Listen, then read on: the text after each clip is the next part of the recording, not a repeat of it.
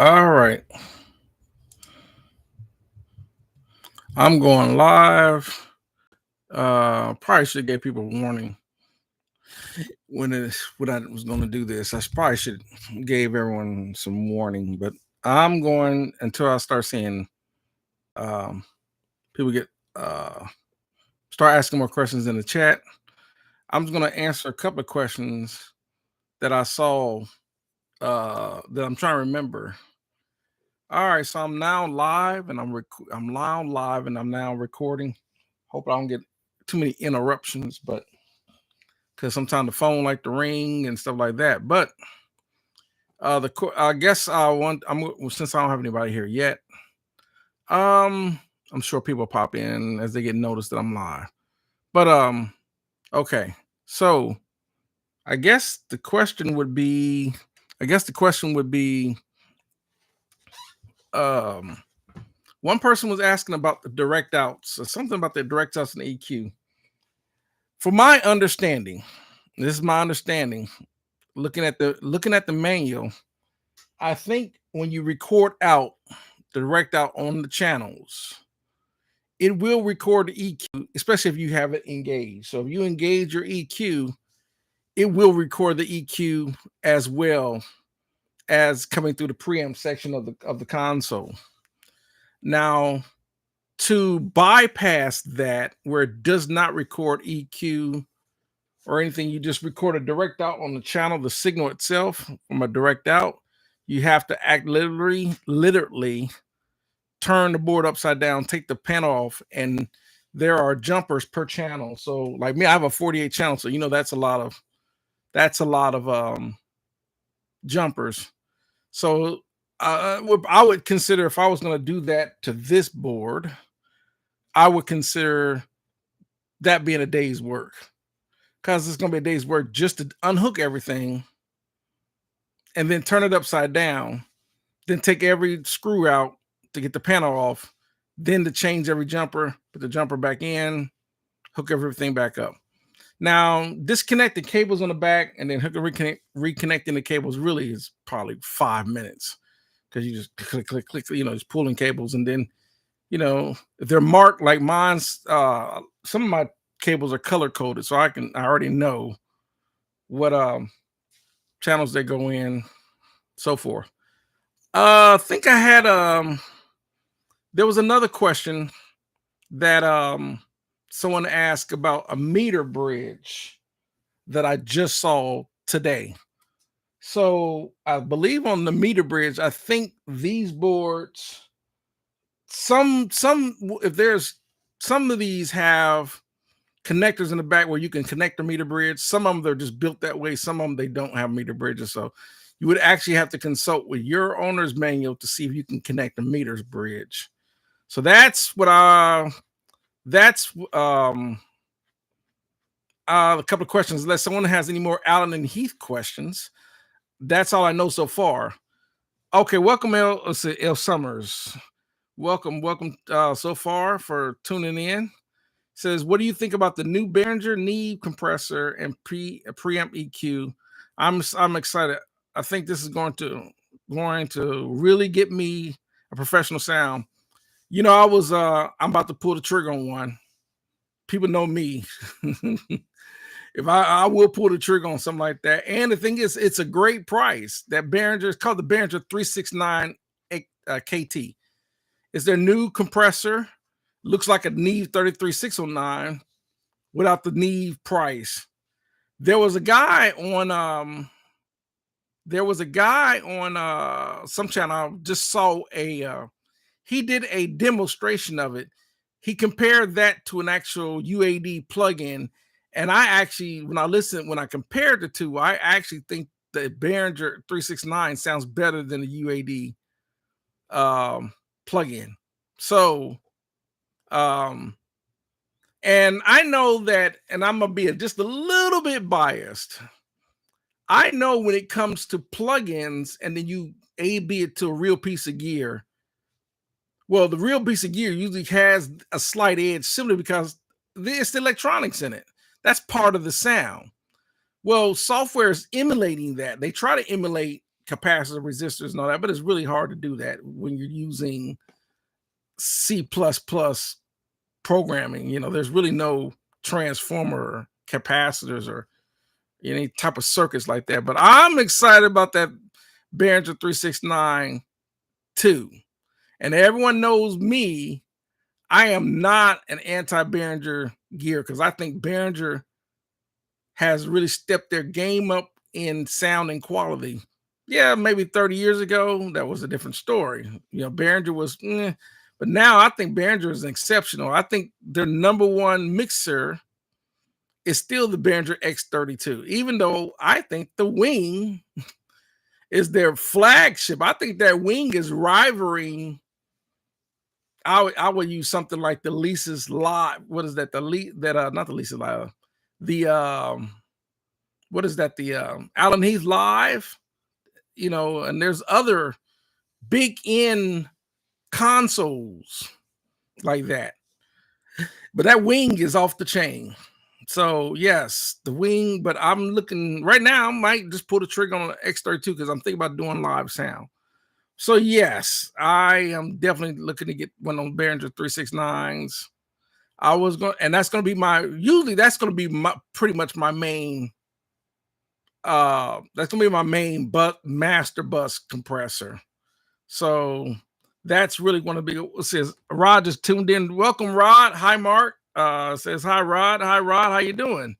Welcome to the live feed.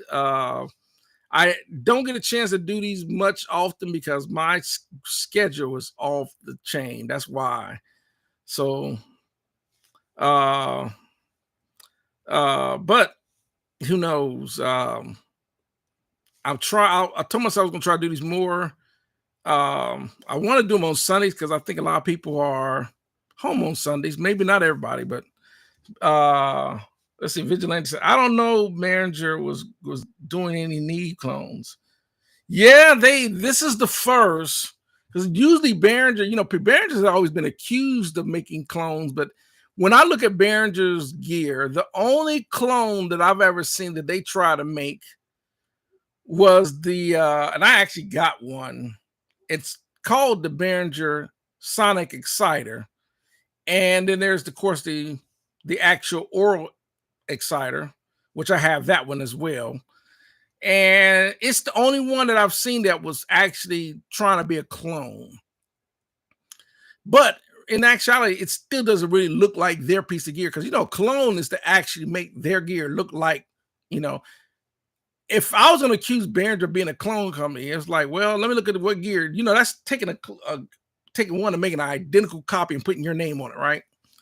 Well, there are people that like BAE, Warm Audio, Heritage Audio, Vintech, and so many other companies make 73 preamp, and it looks identical, including my Altrons back there.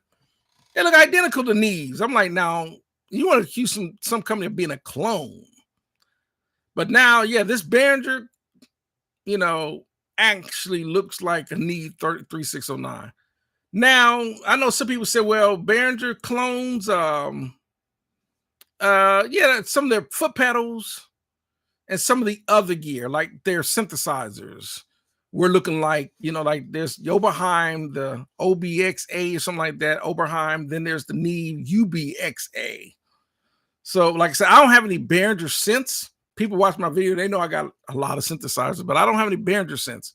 I just have no interest in buying Behringer synths, even though I'm not going to say they're bad synthesizers. I love my Cronuses, and I love my Rolands and my Yamahas and my Korg. So that's just the way it is. So let me see. Let me see what else. Let me see. Oh, let me read the questions here. It says, I don't know about Behringer was doing what I'll say. I wonder how it compares to the Altrons. Granted, it looks like the Behringer has the EQ. I don't know about the Altron. I mean, I don't know about Behringer comparing it to the Altron. I do know I've already tested the Altron. I know I made a video probably a couple of years ago. I did an actual voice, but then I said, you know what? Sometimes, you get nitpicky people. You get nitpicky people out there that really want to nitpick an ABC comparison, and then you'll see some people will sit there and say, well, the ABC. The reason why I don't really like doing that, and I'll explain why.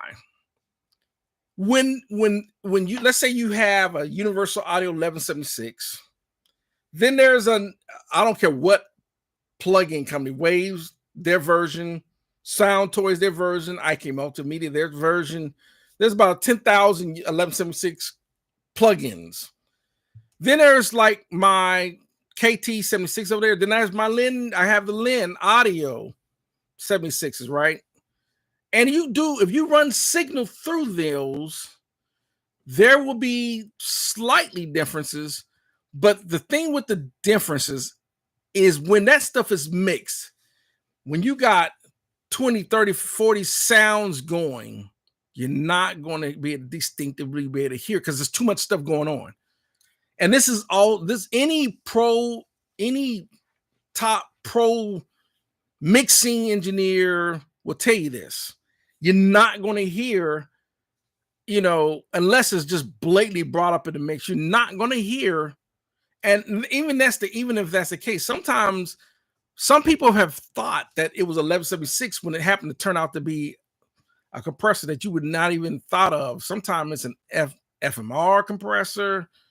It could be this compressor by this company. It could turn out to be a Tube Tech or whatever case. Something like, well, what compressor, what vocal chain are using those vocals? Or, what microphone? A lot of people, they have to ask, what was the microphone? Was it a tube microphone? Or was it a solid state microphone? What preamp did you use? Was it the preamp in the Neve console? Or was it, an external rack preamp? A lot of people don't know.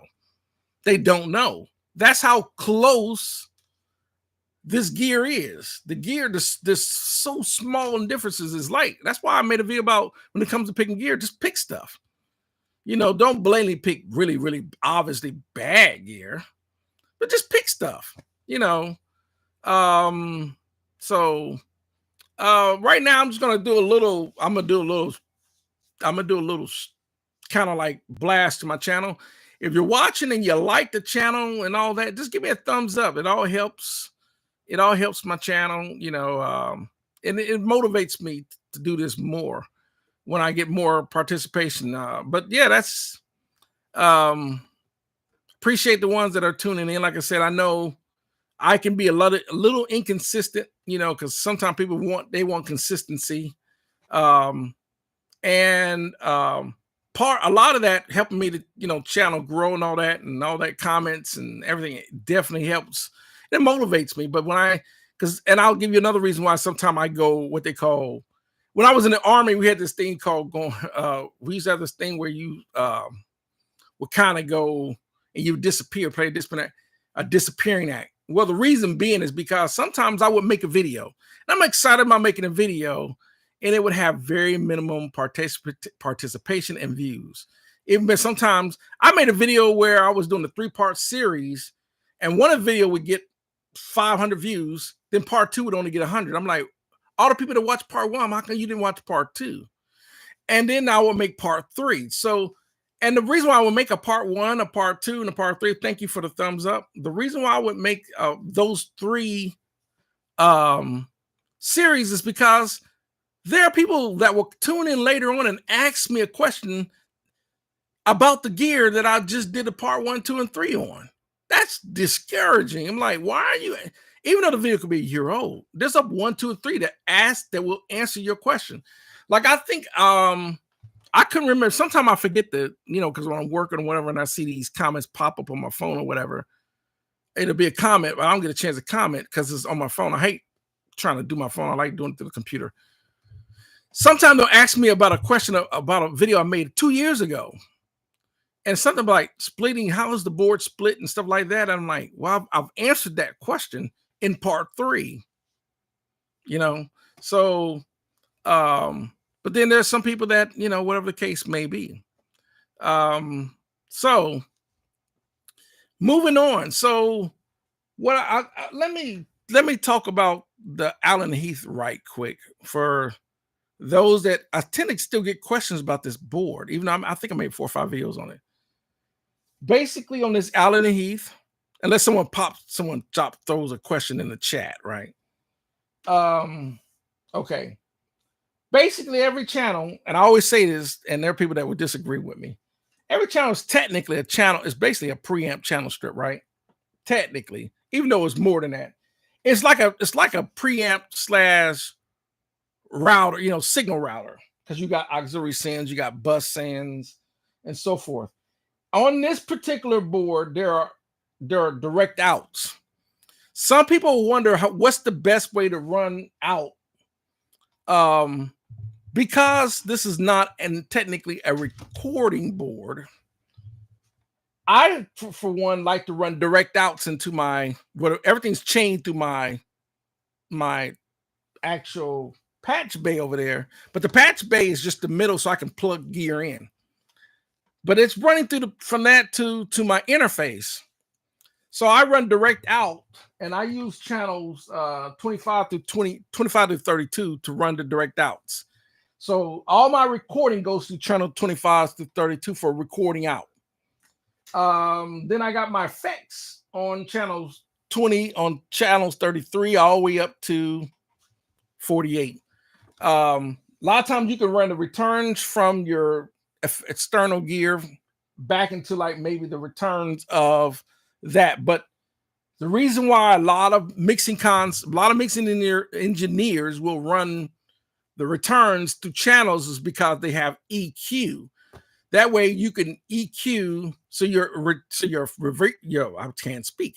Your reverbs won't be too dull or too bright sounding. You can make slight adjustments, especially if there's a reverb that does not have an EQ on it. So other than that, all my returns from my interface, my interface, all the returns from that returns out of the interface into channels 1 through 24. But I also have it split because my Mac, actually, I got two Mark of the Unicorn 896 HD for my Mac here. So I can just go click, and those are running through the mic outputs, the XLRs. So I'll just switch it to mic, blah, blah, blah, and then now you'll hear the feed. You'll hear the feed from the Mac if I'm running through Logic Pro. But I have it through the line if I want to run for the envelope running from the PC. So I can do between Mac and PC. So that's how it's set up. Every channel has phase on it, polarity, so you can reverse phase for miking. I don't necessarily use that because you only want to do that when you're recording. You should fix the phase issues in the recording. But that's how I got it set up. So I have the auxiliary sends on here going to my master auxiliary send, which goes to my reverb units. A lot of times in a live situation, they would have the auxiliary sends to go to different different stage speakers on the stage. So stage 1 would be like, maybe auxiliary 1 would go to the front stage speaker, 2 would go to the left, 3 would go to the right, 4, 5, and 6 would go to the back ones, and so forth. And then maybe 7, 8, would go to these set of speakers. But on here on 9 and 10, this one has 10, but 9 and 10 are shared. So those are going to my headphone mixes for when I'm recording. So I turn the speakers off and I just turn on the head so I don't get speaker bleed when I record to the microphone. That's generally set up. I hardly ever use the buses on here. Now, some people have wondered how, and I need to do a separate video on this. I'm just generally talking. How do I record once I'm got everything up? I have the drums on channels 1 and 2. Usually I have drums all the way up to 8. And then I have 9 bass keys on 10, 11, 12, guitar, strings, whatever. Then these channels would have main vocals, background vocals, and so forth. Just depends on what I want to run on the output from the DAW. I'll set those outputs. They'll come into each one of these channels. Some people wonder, how do you record your master? Then how do I record my final? On the back of the board, there is a stereo output or stereo input. There's an input. Take that back. So what I'll do is I will take the stereo output from the board here, and then I will patch it into channels 1 and 2 of the recording side of my interface. That will then record the main, so everything that's coming to the speakers will come out that stereo output, record that into the interface as its own channel.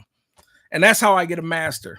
And then every now and then I'll throw on some more. It gives me a chance to put on a few more plugins on that master track to build a master track. Like I'll use maybe, like the acoustic audio EQ. It's called the Amthurst. Something supposed to be like the AMEC 9098 console. But I'll use that plugin along with a like IREX bus compressor and so forth to build my master track before I print it for it to be heard. And then after that, then I run it through T-Rex for mastering. So that's how I'll do it. I'll probably do a more in-depth video, but that's generally how I walk. I know I'm walking through it. Some people want to actually see it, but that's how I do it. So other than that, what other questions? I know we got a couple of people. Like I said, I want to thank L Summers for tuning in. If you're still there, thanks for tuning in. Rob for tuning in, and Vigilante. So anyone else to have? If you got any questions, feel free. While I'm going to be here. What time is it now? 7:43. I've been talking for about 25 minutes. My goal is to at least go up to 820. That's my goal, to go up 820. Unless we get a lot more participation. Like I said, once again, I want to apologize for such a short notice. It's hot up here because my AC unit, it's freezing downstairs, but my other AC unit up here stopped working, and I need to call my insurance company to try to get a new unit because it's and it's June and it's 80s, and it's hot up here. So I need to get that fixed so I can record, because I'm working on another project. We did the Christmas album, but I'm going to work on another project. But anyhow, so anyone got any more questions? I don't know what else to talk about unless I get some questions. I don't know what else to talk about. I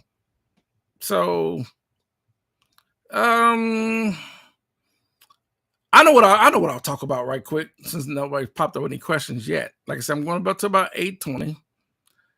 I know what I'm gonna ask.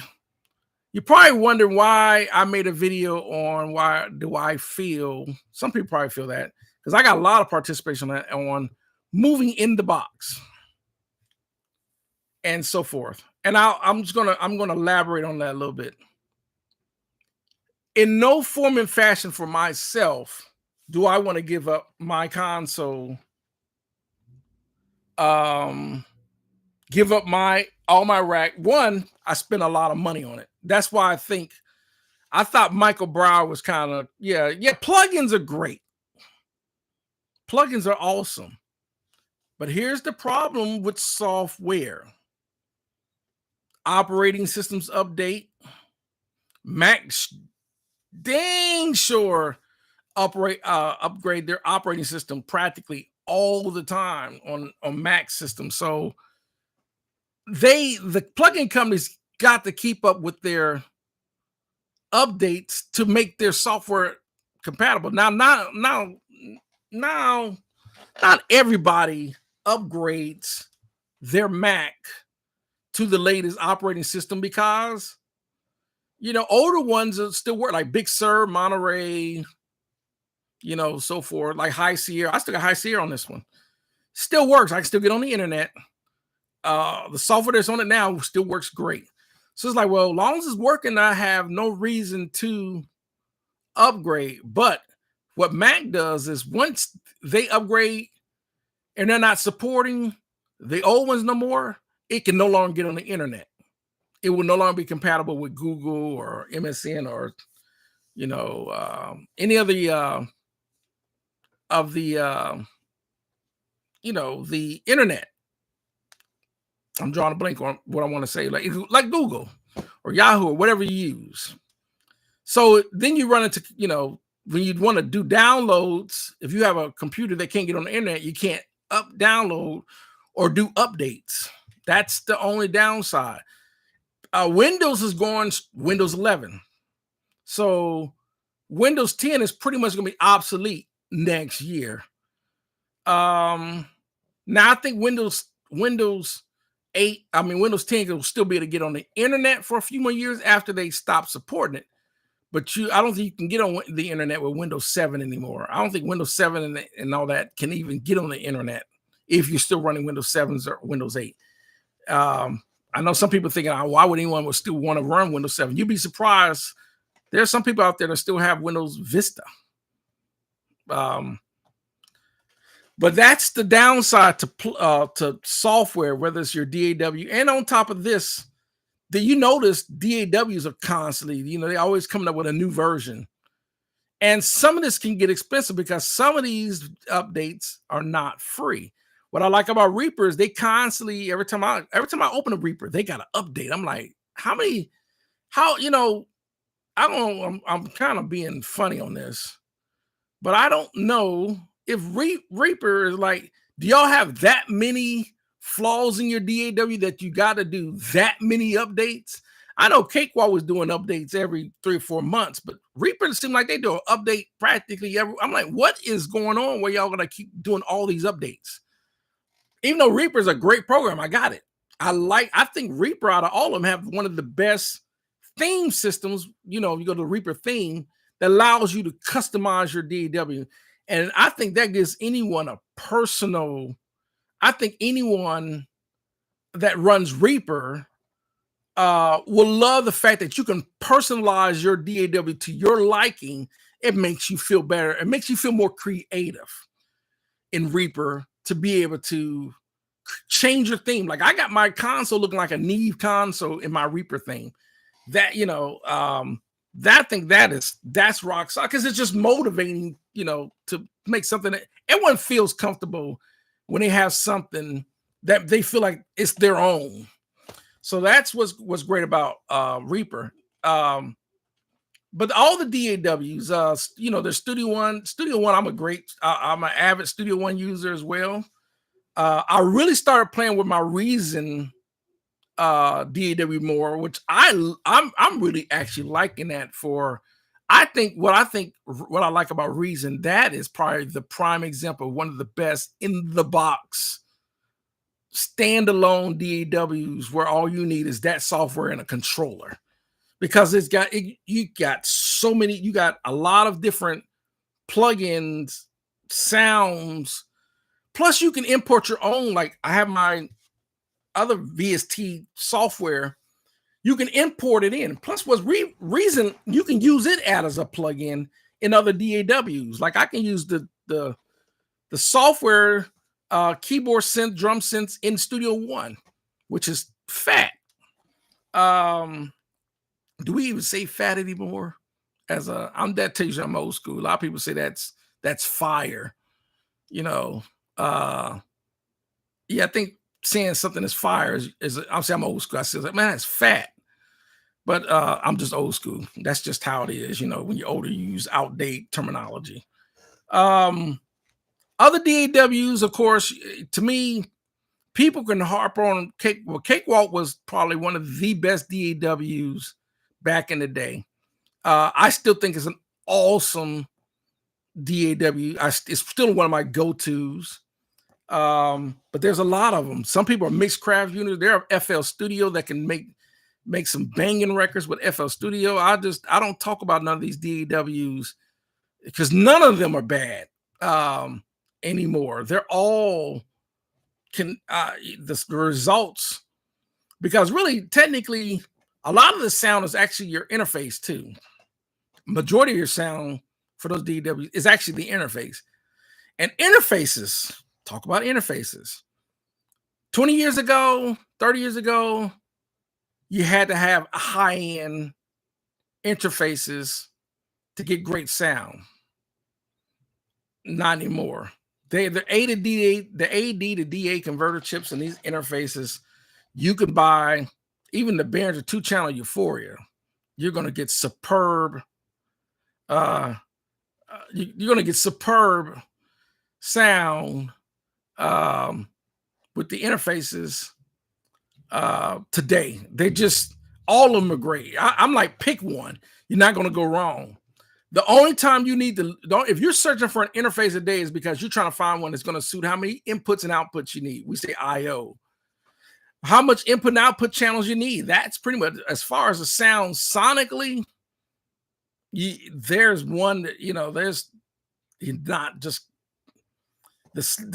like my analog is not going to sound tremendously better than my Behringer today. It would have 10 years ago. Oh, let me see. Seven Sun Music is laughing at me. He said, that's fat. Haven't heard that. He's got a big old, probably rolling on the floor. Yeah. I told you I'm old school. I mean, man. But now people aren't saying that's fat. They saying, man, that's fire. That's what's up, But that's just what it is. It's just, But now I'm not that old. I'm going to go up there and say, hey, blood, what's happening? What it is? No, I'm not that old school. But you have some people that will say, what's happening? Like they used to call people down. Now everyone's saying, what's up, bro? But now, I used to think it was weird when I see old guys. I'm like 10 years old and guys come up to me, what's happening, cat? They call you cat because that was a big, this is the 60s, right? This is the 60s. These guys were born in the 60s and 50s and they see a little, what's happening, cat? Give me 5, cat. I mean, who even does? Give me 5, cat. I'm like, no, we're not doing that. Because then now people look at like you strange. But so now now I'm gonna go back to, like I was saying with the in the box. What I mean by that, like I was talking about earlier, is when I think that everything's moving toward, it's like Reason is a prime example of a software. It's got, not only does it got a great mixing console in it, it's got the plugins in it, the sequencer. You can do your audio. I mean, everything in it on top. You can do everything in Reason and never have to use anything else. That's a prime example of what I mean by today's software. I see. Yeah, Seven Sun is having a ball laughing. Yeah, well, that's like me pulling up. I had to pull. That's like if I wouldn't break out a big old afro with big old butterfly, a big old butterfly collar with some big old 4-inch heels with some bell bottoms, and I'll break out in a 1976 Eldorado with the chick on the front. They put the model on the chick like that, and the horn goes, and I get out and I start walking with like, what's happening, blood? What's going on, cat? Give me 5, cat. What it is? People were like, what the this dude, really? Bro, that's what would happen. But that's like, it's almost like I have to use that comparison, but that's like someone Seven Studio and someone rolling a 24 track Studer tape machine today in your studio. You're gonna look at them like, bro, what's up with the 24 track tape machine? That's just what it is, Even though there's some people that love the 24 track, I think tape machines, that's when everyone's trying to get the sound of a tape machine. But it's like, I want the sound of a tape, but I don't want a tape machine. Because you can't edit like you can in a DAW. That's just, it's just what it is.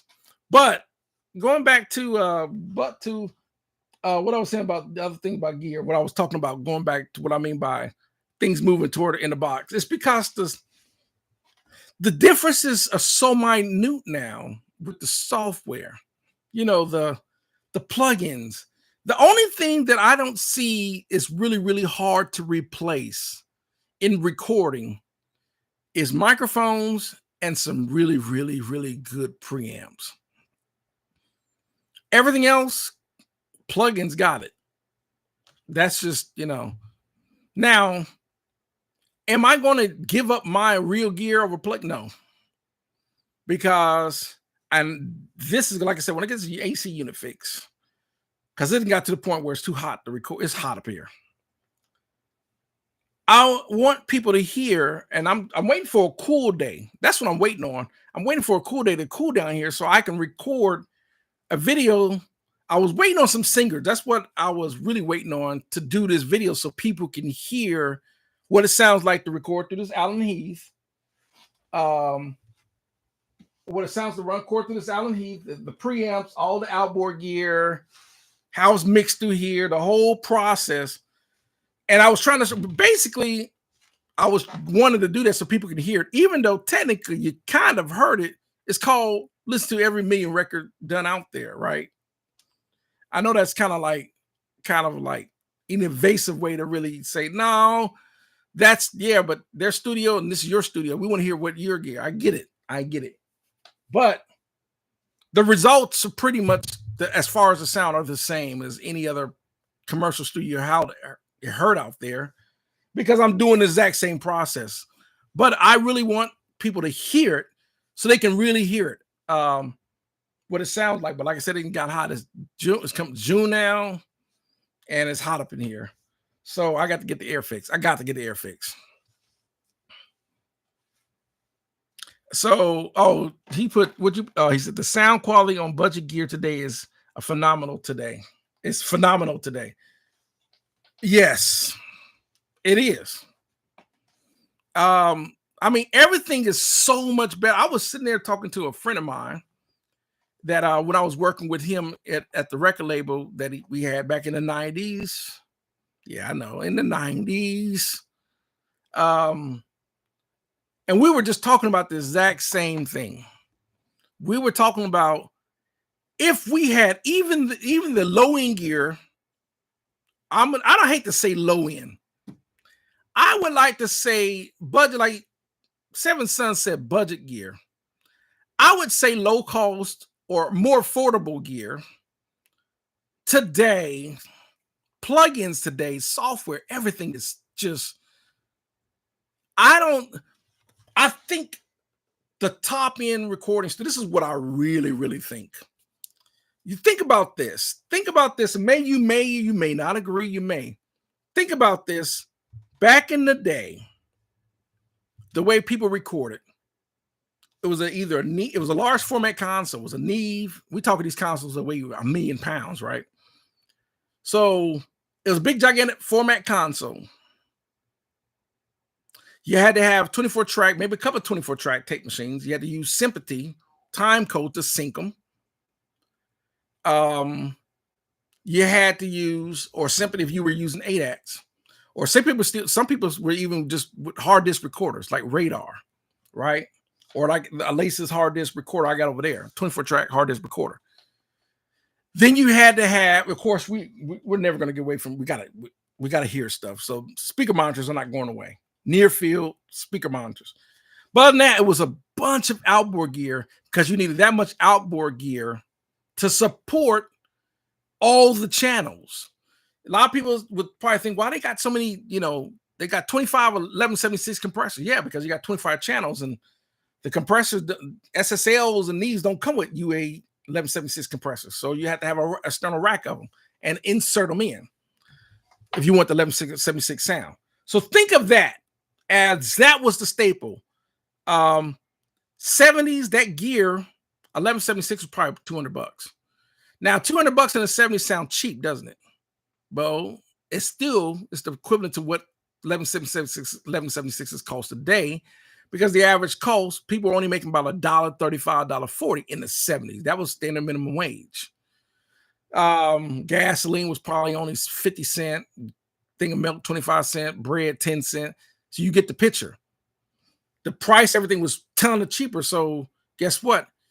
You try to buy 1176 in the 70s, it's equivalent to buying one a day. It's $2,500 or whatever. That's what the averages are the same. So,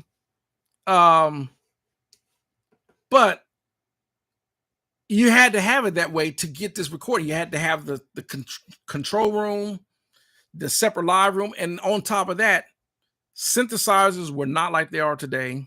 There was no such thing as VST instruments or plugins. None of that existed.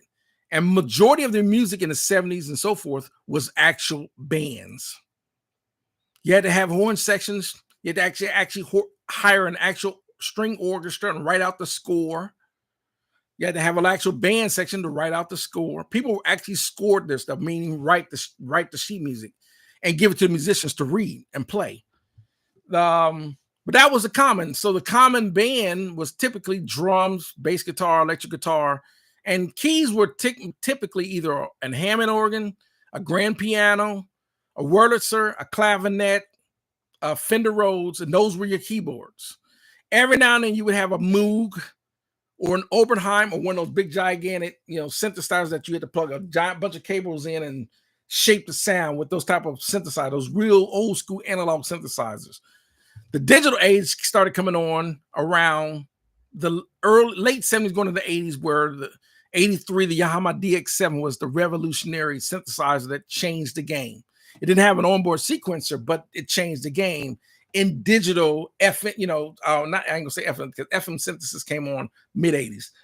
But that's where you start getting those classic synthesizer sounds from the Yamahas, and then Roland stepped their game up with their Rolands, and then here's the Roland D50 and so forth. And all this stuff being added in the recording really start changing the game, because now we can start getting a lot more sounds other than just guitar sounds on effect pedals. So that was the old school way of recording, and you had to have an engineer and patch bays and a large console, and you had to do it that way. And 2 or 3 engineers, that was the common.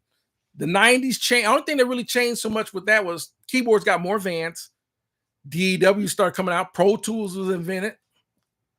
Cakewalk had their old DOS program, and there was Atari and different so forth. And hard disk recorders started getting a little more popular in the 90s, and everything started, and you get the picture. So as stuff started to advance, stuff started getting more and more electronic, not necessarily sound-wise, but I'm talking about control-wise, meaning computers. A 1992 IBM 486 processing computer just was not doing, it wasn't doing it like, until they start getting, the processor units that comes in there. And they start doing that around the mid-90s. And here come Windows 95, and then come Windows 98, and then Mac start getting big with the Apple products, and here we are today. So now the early beat machines with the MPCs and the Rolands and the Boss beat machines and drum machines and all that, everything just evolved to what we got today.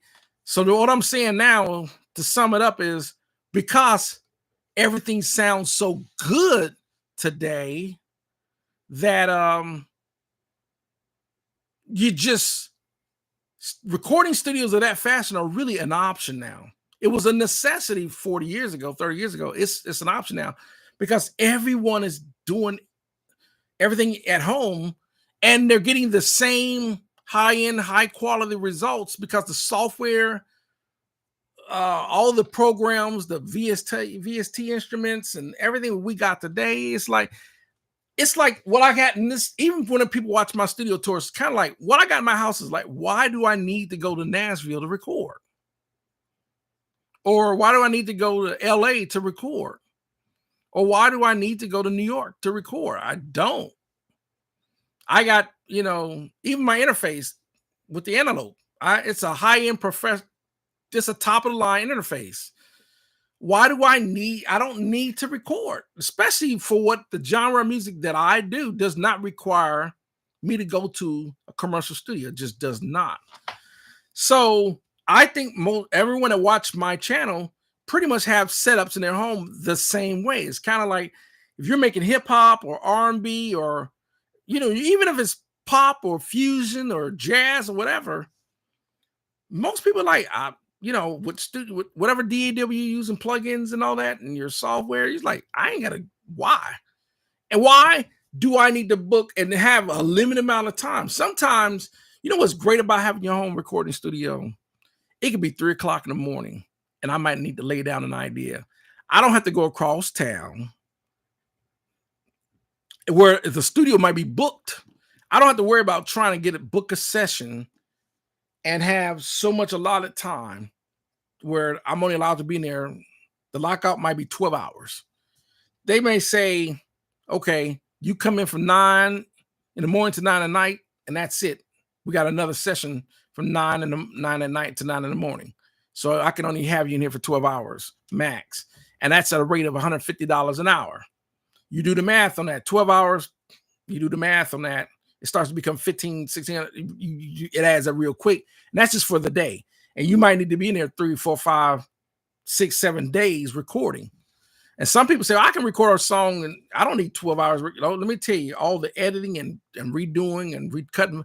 I've seen where I've had to do vocals and spent 4 hours just redoing vocals because I'm not just, I don't use auto-tune. I believe, I'm old school. I believe it's, if you're going to have someone sing, a real singer can sing without auto-tune. That's just me. I think auto-tune should be a tool used to fix small, tiny imperfections that just you don't have the time for them to keep redoing all those tracks, but especially on the time limit. Okay, well, let me use a little auto-tune to shape here and there. That's just my opinion. I don't want no one to shoot me because I said, because some people are avid auto-tune users, but I'm like this, a real singer, and it's just my opinion, it's just what I believe. A real singer does not need any Melodyne or auto-tune. They don't.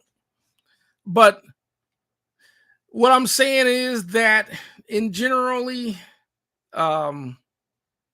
that's how studios and software is today. It's just that good. I don't think it's going the opposite direction.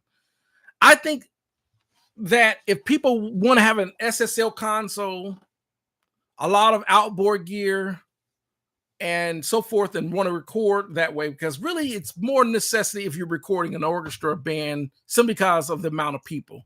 You just need that many channels and so forth. Most interfaces just aren't doing 56 channels of input. They're just there. I haven't seen an interface with that many inputs yet. I think the max my interface can do is 32 inputs. And on top of that, here's another thing to consider on that. When you're trying to process 32 channels on your computer at the exact same time, it could run, if you don't have a powerful PC or Mac, it will run into problems because it can't print. It's like if you're into photography, like I'm into photography, the reason why what slows the camera down is not the pictures or taking the pictures. It's all the data of the pictures coming to the camera, processing on the chip to get onto to record onto the card, the memory card into your camera, that slows it down. It's called buffer speed. The buffer can get overwhelmed. Your RAM, because it's going into RAM, can get overwhelmed. Then the CPU is overwhelmed because it can only process so much data at one time. So that can be an issue. And we have no issues with recording 8 channels at the same time, or definitely no channels of recording 1 or 2 channels. No computer has that problem. You'll see it when you start running 24 tracks at the same time, 32 tracks, 40, 48 tracks at the same time. That's when you'll see what your computer can really do. But overall, that's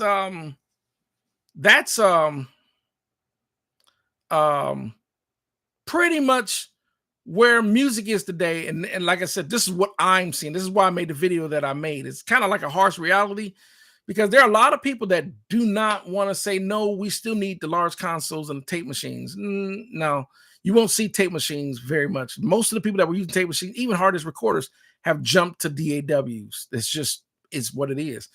Seven Sun wrote something else. We're not dealing with real singers though. Right. Well, yeah, Whitney Houston, yeah, singers like that, or like Whitney Houston, a real singer, rest in peace. He said auto-tune is needed. If they hear how they really sound, they think we're doing something wrong. So it's kind of like the American Idol. It's kind of like the American Idol. It's kind of like the American Idol. When these people get on there, they can't sing and they have this from American Idol, and they get mad when Simon or one of the other judges like, no, your sound atrocious. You're not going to Hollywood. No, dog. Just like when Randy would say, no, dog, singing's not your thing.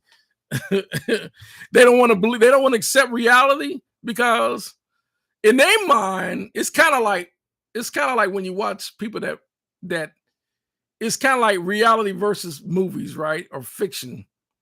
In the movies, in the movies, Jet Li could whoop your butt. But in the reality, Jet Li, if you had 5, 6 dudes, Jet Li in reality, and they'll tell you this, in reality, all that's choreographed to make it look like this guy can whoop 25 guys at the same time.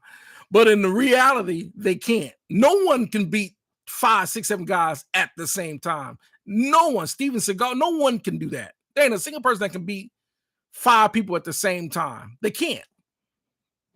Because they come from every single angle. And in a street brawl, there ain't no sitting there like they teach you in boxing and how you sparring and how you or martial arts where they teaching you and you're doing katas and all that, and where you're, and no one's gonna sit there and and you're supposed to stay there until and let me no one's gonna do that. They're gonna take up a brick, a bat, grab you by the neck, stab you in the chest. They ain't no. So anyhow, let's see. What are your thoughts on the SSL Big Six? I made a video on this. I actually made a video on this, and I actually named another product SSL makes that we can't afford. I talk about it. I don't think there's nothing wrong with the SSL Big Six other than it's just overpriced. Because here's how psychology works. Psychology will make you think Neve can put out the worst product ever. But because we're so psychologically programmed to have Neve products, and if you watch, there's an interview with Neve himself that said that there are companies out there that have made gear better than Neve. He said this. Now, most of us were like, you must be delusional to say that there are products better than yours. In actuality, he said this in an interview. But we've been so programmed for Neve to be the standard as the staple go-to recording gear that we would, in psychology, we refuse to believe that anything with a Neve name on it will be bad. The company knows this. So they'll make something, and I'll use a good example. That Neve is called an 8048 or something, or I can't remember the nomenclature, but they came on 8028 or something. And all it had was 2 preamps. It had no EQs, no preamps per channel. It just had 2 channels of preamp and 2 channels of EQ. Everything else was just signal. And they were selling this thing for $20,000. And everyone that looked at that was like, wait a minute. Why would I spend $20,000 on a console that's really giving you all? It's delusional because it's Neve and it looks pretty, all the lights and all the dials, and it looks pretty. That it looks like this, man. That's the console because it says Neve, but they've watered it down that they knew psychologically people would think, and they have a way when they use. How can I say it? Also, when they make these promotional videos on promoting a product, they will get people to make it sound like this is the most miraculous things. If you go back and watch the video, here's a prime example. Another example I would use. Go back and look at the video of the 80s with the Yugo car. They made that car sound like it was the best economical car. And in reality, the Yugo turned out to be the worst car ever made, ever, was the Yugo. And everyone realized that. So don't always get caught up with names. You want to look at what the product can actually offer you for the price. And my terms on that was simply, why would I want to spend $3,000 on a mixer when I can go get $3,000, go get something like the Behringer X32, has 32 inputs, it comes loaded with a bunch of plugins, and it's just off the charts what this X32 can do for $2,500. And on top of that, it's a DAW controller. You can use it. You can connect it to your DAW. The faders will work in your DAW. I mean, why would you, on top of that, it's just a whole bunch of reasons. The same thing with the Midas. There was the Yamaha digital mixers. There's Allen Heath QU16s and 32. There's so many other mixers that you can get. The PreSonus Live mixer for about the same price and get a ton more. I'm not buying it because it's an SSL. I'm just not. That's not. I'm looking at it. I'm looking at it like kind of like if I'm going to get it, it's like with the SSL when they came out with the SSL Origin, $50,000 console. Then it jumped up to 60,000. Now it's about 55,000. I'm like $50,000 for this console. And I'm looking at what it offers for the price. Or I can go buy me a Neve. I've seen some used Neve VR consoles. They're going to be about the same weight, about the same size. Spend about another $10,000 getting it recapped and commissioned and wired up, and have an actual Neve VR console for $25,000, $35,000 instead of spending $50,000 because it's an SSL.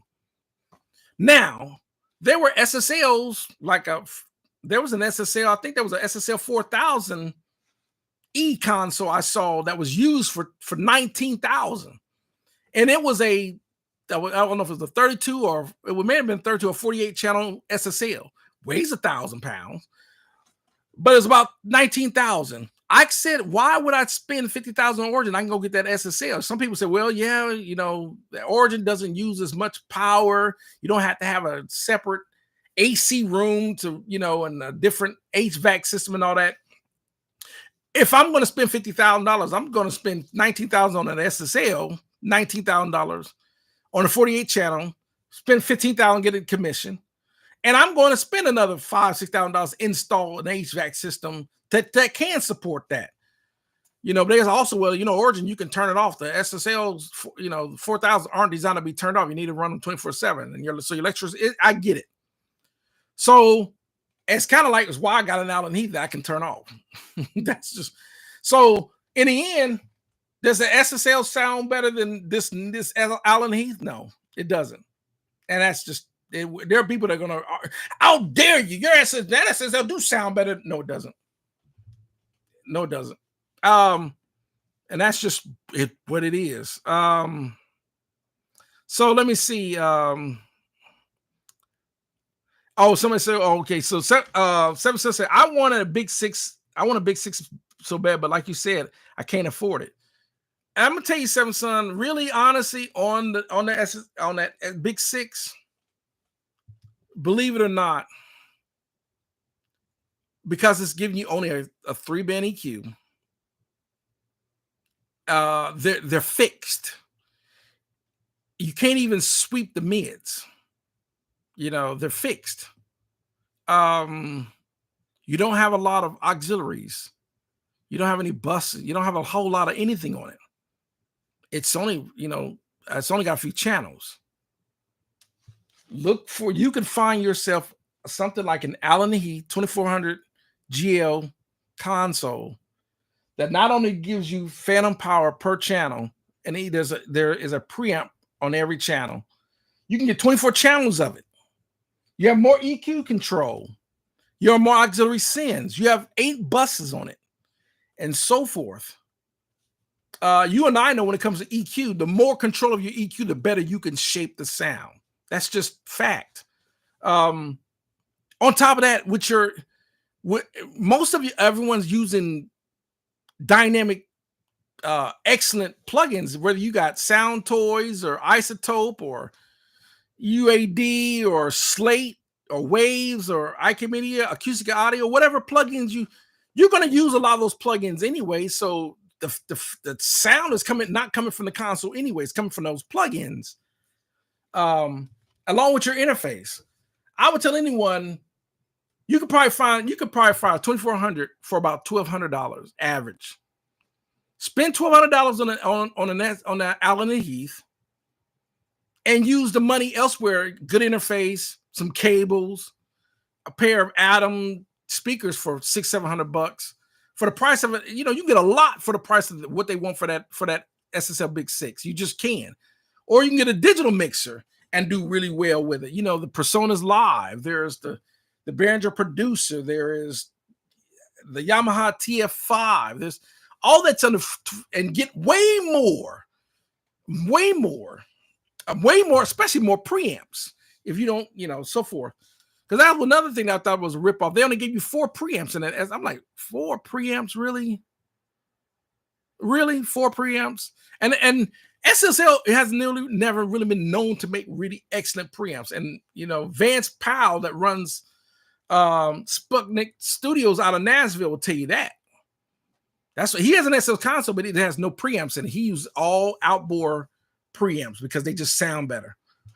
And that's why most people, the two go-to preamps companies were Neve and API. And of course, there's like me, I got my Avalons, but so forth. Okay, so A Banks, welcome. I didn't even welcome A Banks. He said, especially if they jump on you at the same time. He said, yeah, he's laughing about when I was talking about getting jumped, when it comes to fighting 5, 6 people. Yeah, in the movies, martial arts, they can, Bruce Lee can whoop. If you watch the video where Bruce Lee was fighting those 50 Japanese students, he was fighting them. They were all run, one at a time, and he would hit him, he could have got, they directed it that way so to make it look like he could walk in and whoop all of them. But had they bum rushed him at the same time, Bruce Lee's reputation would be done. Actually, what we talking about in reality, we wouldn't even be looking at Bruce Lee after that. So, oh man, dude, I'm super late. I almost missed you. Oh, welcome, man. Welcome. Welcome. I'm almost done, actually. I was actually going to end at 8:20, but some more people jumped in, so I'm gonna stay a little bit longer. I don't read Arabic, so I don't know. Somebody's writing in Arabic. I don't know what that is. Let me see. Can I delete that? I can't. Let me see. Do I remove that?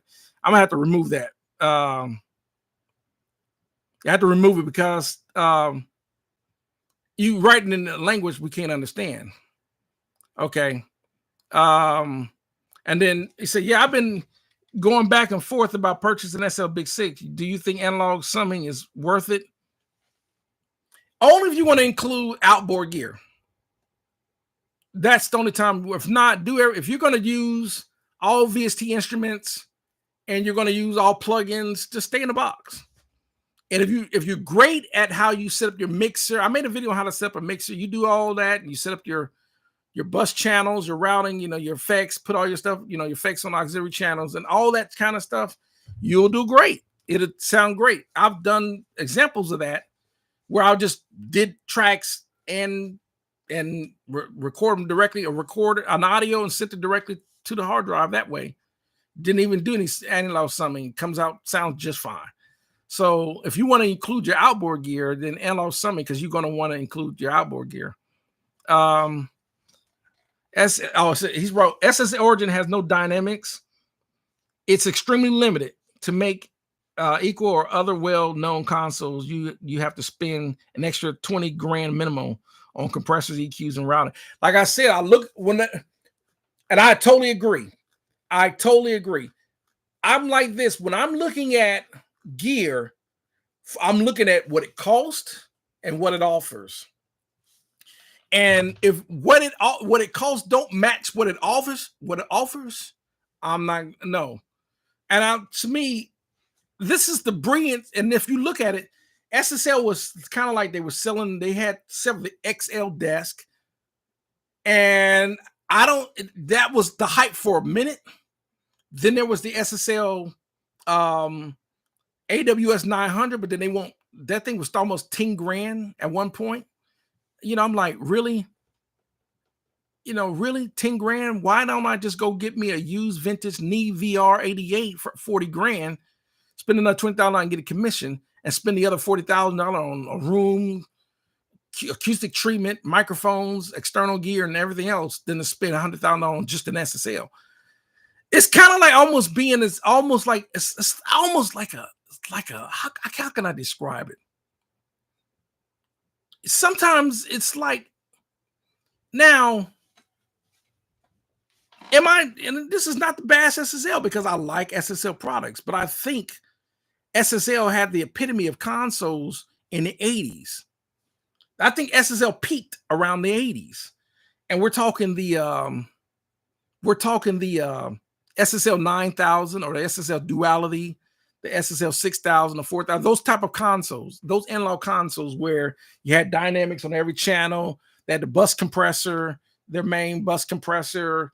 Their EQ was one of their well-known go-tos of why it was so popular was the EQ. They keep making channel scripts plugins up with the SSL. That's how great the EQ is on them.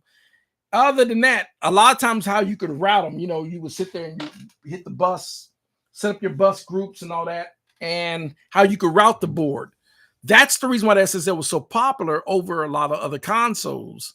And that's why I still use it in a lot of some studios today, like Larrabee and Larrabee uses them, and what's the Record Plant, and there's quite a few studios that use an SSL console, and they have an old school analog console to this day. But they also have and in Los Angeles there is a guy that works on SSL consoles. He pulls the channels out, recap them, and so forth. But once again, we're talking about the home studio user. Most home studio users either are not buying a $10,000, $20,000, $30,000 on a large format analog console, or like most people don't even have the room for it.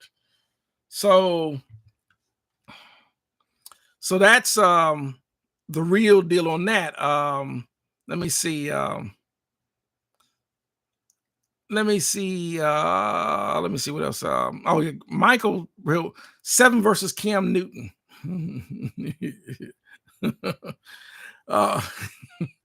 Okay. Most of Nashville guys have got rid of their SSLs. Not enough people to let me see. Not enough people are let me see. I got a big old what's your name in the let me see, what is that saying? To keep them running anymore. Oh yes, it says not enough people to keep them running anymore. There's a couple left. Yeah, unfortunately, that's the downside to any of those old consoles. Prime example, and that's 100% accurate to that statement. It's like right now, one of my cars that I have an issue with, I have a 1992 Mitsubishi 3000 GT VR4. It's the all-wheel drive twin turbo. This was the epitome of Japanese sports cars in the 90s. But the problem with the car now is the main computer, the ECU. So now it's a big gigantic boat anchor.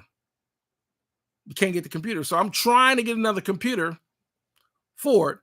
When you do a search for it, there's still a few out there, but you just don't. Do their computers work? It's kind of like taking a chance. So that's the dilemma of old gear with outdated electronics. They don't make the capacitors for those SSLs anymore. They don't make the transformers and input and it's a whole bunch of electronics they don't make anymore. Origin said this in an interview that a lot of electronics in those old boards they don't make anymore. So because the board was engineered to design to take those type of circuits, once they don't make them, it's kind of like, well, let me pray and hope that my SSL don't go out. I'll give you another example too. Everyone remember when I was looking at buying the Atari concept, because the group that I work with, we went down to me and the other producers went down to Austin, and that's what the console, it was brand new at the time. They had an Atari concept. And I remembered the board. The problem is the board it's digitally controlled. Even though it's an analog console, it's digitally controlled and is ran by an outdated computer. And the problem is if the software is bad, it won't work because the output section has to work, and that's digitally controlled. So that was the reason why I didn't pull the trigger on it, because I'm like, well, no, I bet not do that, because if I can't get that board up, I just wasted whatever I spent on it. Yeah, and oh man, yep, almost impossible to replace. And what happens when that one breaks? Once again, you probably can get away with a channel on an SSL breaking. You would, I can't stand for a channel. I don't care if I'm not even using it. I hate when something doesn't work. That's just me. That's a pet peeve of mine. I hate having something. It's just aggravating. But if the main output section of the SSL goes out, game over. Now you're trying to book all these clients and people bringing over, and your board is out. You're done. This is the reason why I have so many backup options, even with computers.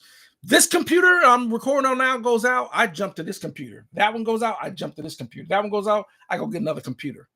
And I have my interface goes out, I jump to another set of interfaces.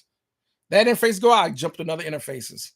You don't have the time, if you're trying to make money at this, to jump and try to go, oh man, let me go run down the Guitar Center interface when they close. If your session's at 12 o'clock at night, Guitar Center is closed. We can give up on Sam Ash. Sam Ash is out of business. And then, you can do Sweetwater, but you won't get it for a couple of days. You can, unless you pay the extra $100 to overnight it. But sessions there ain't nothing happening then. And here's the thing with computers and software electronics, that stuff breaks. And you don't know when it's going to break. That's why even with me as a mechanic, and I tell people all the time when it comes to car, they like, people think that they're going to get a warning when their car breaks. Warning, starter's about to go out. Warning, starters go. That ain't how mechanical starters work. When it comes to stuff like that, they work or they break. When they break, nothing's happening. That's just the way it is. If you spin a bearing and lock up the crankshaft, that's a wrap. Engine's not spinning. There's no warning on it. Up, I'm about to spin a bearing. Better take it home right now. It just bam happens. Crank's broke, car stalls, done. Gotta get towed. And that's just the way it is. The same with your computer. One day you could be, or your refrigerator, or your AC. One day you can go in there, man, the AC was just working. What's going on? Why is it not working? Because stuff breaks. I got a hard drive that just all of a sudden just crashed. I got so much stuff on it because I can't get none of that stuff on it. That's why it sucks about being hard drive dependent. Don't think that your hard drive, you better back that stuff up. Don't think that your hard drive, like this electronic, lasts forever. They don't. This stuff breaks. Drace, do you own any drummer outboard gear? No, I don't. That was always gear that was above my pay grade.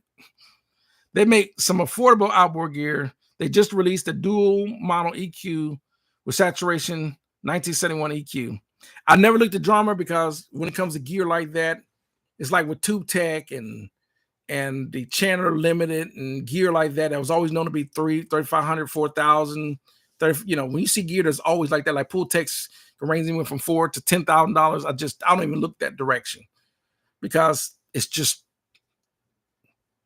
out of my price league. Dre, I own some drummer. They make mostly good stuff. Yeah, I'm not gonna say this stuff isn't good. It's just out of my price range. He said, if you look at musicians' friend, use drummer gear, just drop super low.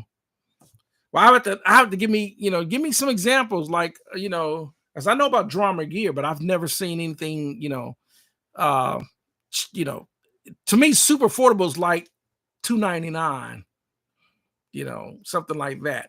If I see, if it's $18.99, that's still not super affordable to me. The average person, for one piece of gear, do not want to spend that. The only thing I've spent a good price of money on is my Avalons preamps because I'm a hard harper on getting a good vocal recording through a good preamp first. So between 500,000, depending. Okay, that's reasonable.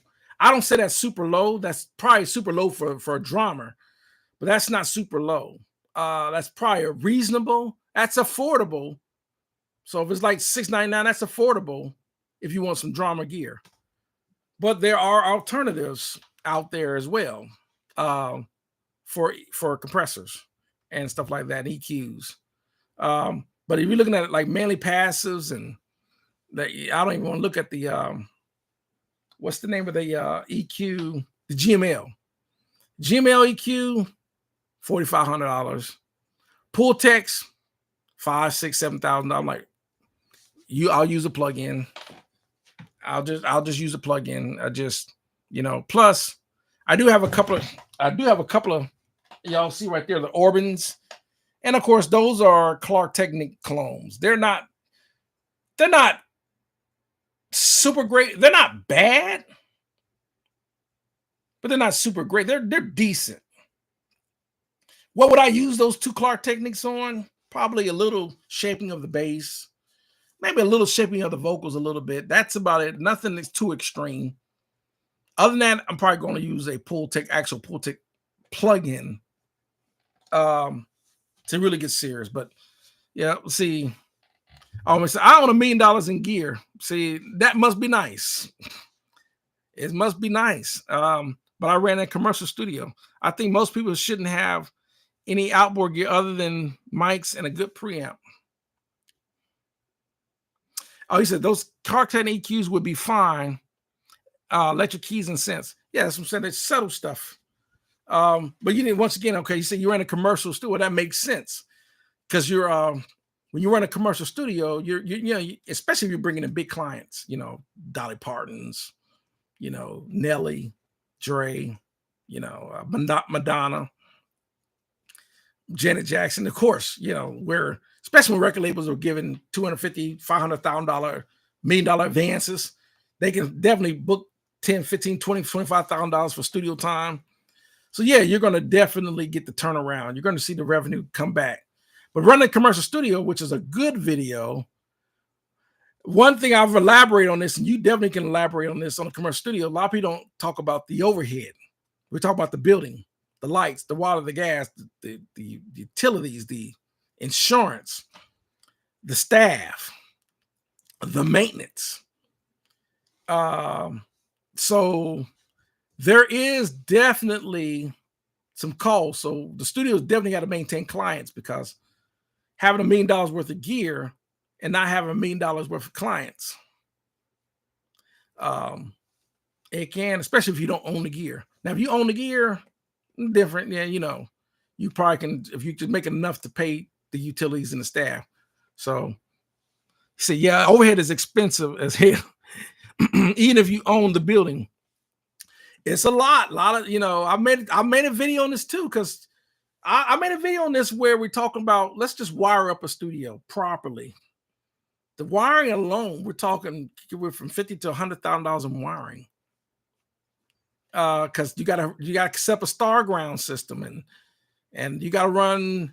You can't run certain pieces of equipment on the same outlets as the gear you're going to be running your outboard gear. You got to ground, your ground got to have centralized grounding on your gear, so you're not getting hums and buzzes in your signal path, and so it's other than that, your maintenance, there's, because stuff breaks. So now you have a technician room where you're gonna pull that piece of gear out, open the board up, and see if there's a fried capacitor.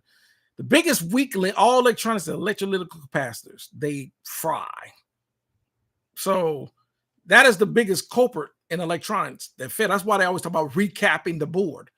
Where the board isn't the only thing you have to recap. You got to recap your outboard gear, and sometimes even your keyboards. You got to recap that stuff, or it fails. Power supplies, most of the other electronics will last, but that's the biggest weak link in electronics. It's also one of the secrets in electronics too, is upgrading capacity, especially in microphones, capsules. I talked about this too. Better capacitors, better capsules, output transformers, tubes, and stuff like that.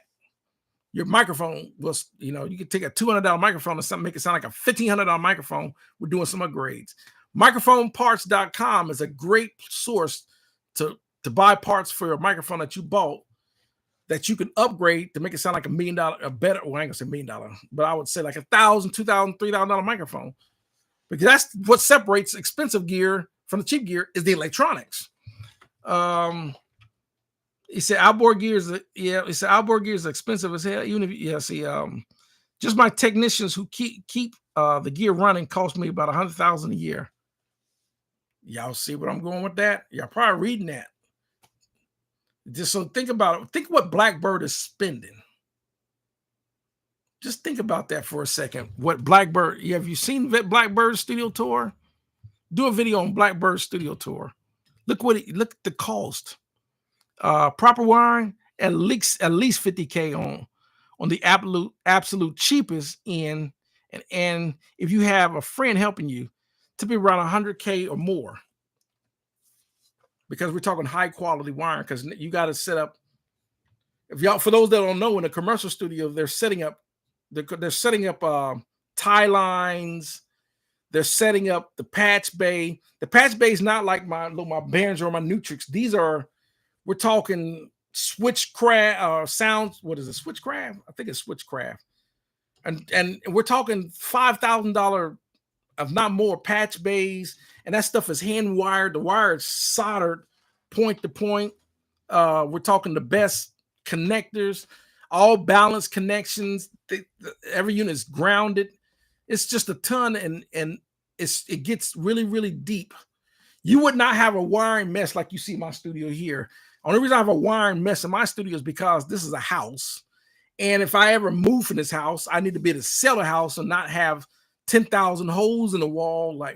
But in those studios like that, the wiring's under the floor, it's in the wall, it's in the roof. It's in, because these are rooms floating within rooms, floating rooms. There's a lot more stuff done that makes a studio. But this is the reason why a commercial studio can have the argument, especially if I'm going to record this band and I want the best output. This is the reason why it's hard to rival a commercial studio in quality like that, because a lot of times we focus so much that we think the gear and the plugins can get us through on a band. And actually, what makes the band sound is a great sounding band, meaning we're talking top-notch musicians, and they got top-notch gear. They got a really good, maybe like a DW drum set. The guitars using a high-end, I don't know, Gibson or Les Paul, whatever, $2,500 guitar. He's using high-end pedals. He's using really good guitar cabinets. Like me, I have a Harkey bass cabinet. That's just, I'm not going to, Victor Wooten uses Harkey. I got a Victor, I have a Harkey cabinet. It's just the sound quality of it. That's all going to be captured through high-end preamps, through a high-end, through a console. It was back in the day, it was tape machine, but now that's what's going through your AD converter. That, and the rooms. Now, that's not so much the case in hip hop when I'm using drum beats and samples, using these MPCs, and I'm using drum samples and all that. I can record the vocals directly into the MPC. Because rap music don't require to have overhead, does not require to have a drum set with overheads and room mics and an SM57 on top and bottom, and I'm got this, this FET 47 on the kick, and so it doesn't require that on hip hop. Hip hop has a lot of drum beats done and a lot of stuff like that. So it really is genre dependent. Same thing with electronic music, EDM music, and so forth, and where I can just use like VIP software for that. It's mostly if I'm doing bands, country bands, rock bands, or an orchestra, where the rooms and where you're recording matters. So let's see, proper wiring, let me see. And then he wrote, electric keys can go out of tune if they aren't recapped. Yeah, we're talking about keys. We're talking about like Fender Roses or Wurlitzers, keyboards like that. We're not talking about like any of the digital synthesizers that I have. Y'all, people seen all my digital. We're not talking about like my Korg Triton or my Korg Cronus, and those don't go out of tune. We're talking about Wurlitzers and stuff like that. Even regular grand piano can go out of tune. So they got to keep that stuff tuned. And then he said, yep, in certain cities, you can't have a permit for a commercial studio if it's wired like a home studio. No, a commercial studio is wired totally different than a home. Because a home, a lot of people may not know this, but the same circuit that my refrigerator is running on is the same ground circuit on my refrigerator, or my AC unit is also this gear. That's why I'm real adamant about how I got the ground on and how I'm setting up the ground in here. The biggest thing that you don't want to do is you can start getting paid clients in here and there's buzzes in the signal. You hear these little buzzes, because now the people that you're, they're going to think you're incompetent, because they're like, wait a minute, you're supposed to be a pro. They're not supposed to have that kind of noise in my music, in my recording. So, he says 100% honest. Plugins alone can get anyone a Grammy sounding record. My outboard gear really only helps me with, let me see, because this little heart is with time and getting intermediate sounds. And believe it or not, I would say plugins and all that definitely can get you a Grammy based on, is genre dependent. I don't think you can get away with trying to record a band in a lot of ideal home setups. Unless you just made the home, you have to really build your home, and then you have to worry about, because a lot of people just can't get the sound isolation out of their home like you can in a commercial studio. Commercial studios extensively built to isolate noise, so that way if you're 2 o'clock in the morning, you have to worry about them calling the cops on you because someone's banging on some drums. They got to be at work at 5 o'clock in the morning. You got this guy banging on some drums, and yeah, the drums may not be super, super loud coming out of the house, but they can't get loud. They can get really loud. Same thing with brass instruments and horns and someone, 100-watt guitar amp don't sound like it's very loud. It's definitely not loud enough for a stage, but it definitely is more than loud enough in a house that people can hear you playing a 100-watt guitar amp outside. That's the issue, because people are like, well, you had your house, like my house, it's a recording studio, but the neighbors don't know it's a recording studio. That's how I get away with it, because I'm not advertised that. I don't have an advertised of Mark's Place recording studio sign in front of my house, and because I don't want to deal with the city, and now we work about zoning issues and all this other stuff. Let's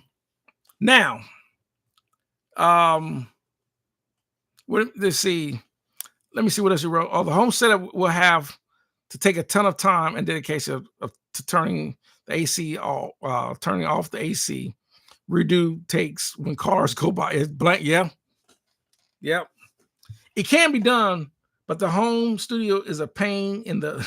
I don't want to say that because of YouTube.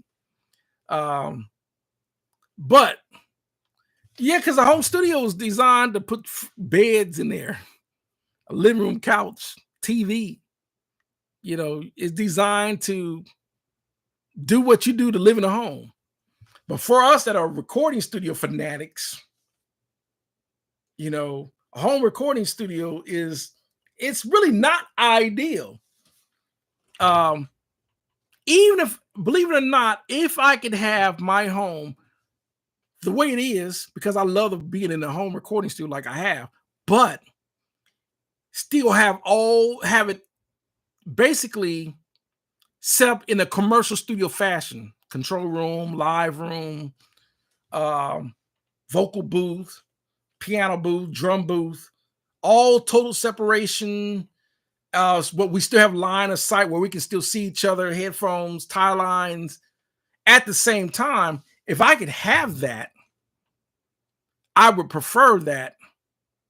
Even if I was sitting here in my control room recording hip hop beats, because I'm saying that because most of the stuff when I track in my DAWs, I still want to track out and come through the console because I know how dynamic it sounds coming through the console versus just working directly in the box. But that's just me. So he said, well, one of these days, you're going to let me help you with your sound treatment and sound proofing. Yeah, it'll happen. My schedule's all over the place. First of all, we got to set up a time to meet. We got to set up a time to meet, have some coffee or whatever, have lunch, whatever, and, get to know each other and blah, blah, blah, blah, blah, like face to face. So, what else? So I'm going on an hour and a half. Yeah, you got mine too. I see you got my email. You got mine too. So, I'll check it tonight. So it's going on an hour and a half. I want to thank everyone for tuning in. Thanks for the thumbs up and the love and watching the channel. I need to do this more often, and I need to let people know when I'm going to do this. So that way,